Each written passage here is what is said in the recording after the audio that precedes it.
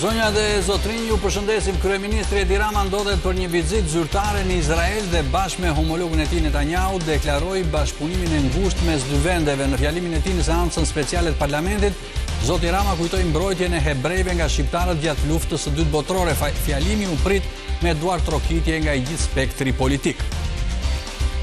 Ministri i Mbrojtjes Piro Vengu deklaroi se Shqipëria nuk është në mes të tensioneve mes Shteteve të Bashkuara dhe Bashkimit Evropian. Ai tregoi planet për modernizimin në bashkëpunim me aleatët dhe blerjen e armëve të reja amerikane dhe izraelite.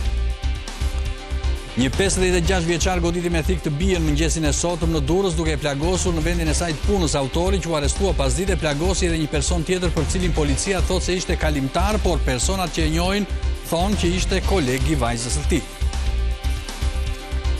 Mbroma të gjithëve, kadastra e Vlorës do të zhvendoset në Tiranë. Vendimi për institucionin që ka ndruar shpesh drejtorët është firmosur më 23 janar, ndërsa transferimi pritet të mbyllet brenda muajit. Shumica e stafit është larguar më herët, ndërsa 55 punonësit e mbetur kanë firmosur një peticion kundër këtij vendimi. Shoqëria civile ka marrë në dorë bashkimin e opozitës pasi Partia Demokratike nuk arriti pas zgjedhjeve të ulet bashkë në një tryezme të vegjëlit. Një grup i shoqërisë civile me qëndrim opozitar vendosi të nisë takimet me forcat e djathta për të negociuar një tryezë politike për arritjen e një marrëveshje. Vrasja e protestuesit në SBA ka rritur tensionet në vend. Presidenti Donald Trump ka deklaruar se forcat federale të emigracionit mund të tërhiqen pasi sipas tij kanë bërë një punë të shkëlqyer.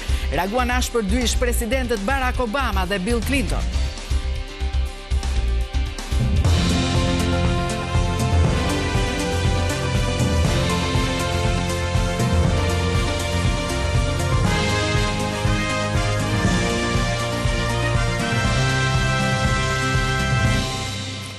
Kryeministri Edi Rama mbajti një fjalim historik në parlamentin e Izraelit ku rikujtoi besën e shqiptarëve dhe rolin unik të Shqipërisë në shpëtimin e hebrejve gjatë Holokaustit. Dhe duke cituar aty mesazhin "Mund të la merrni floririn, por jo hebrejt", Rama theksoi se Shqipëria është i vetmi vend që doli nga lufta e dytë botërore me më shumë hebrejnë se sa kishte para saj. Fjalimi u prit me duar trokitje nga gjithë spektri politik i Izraelit.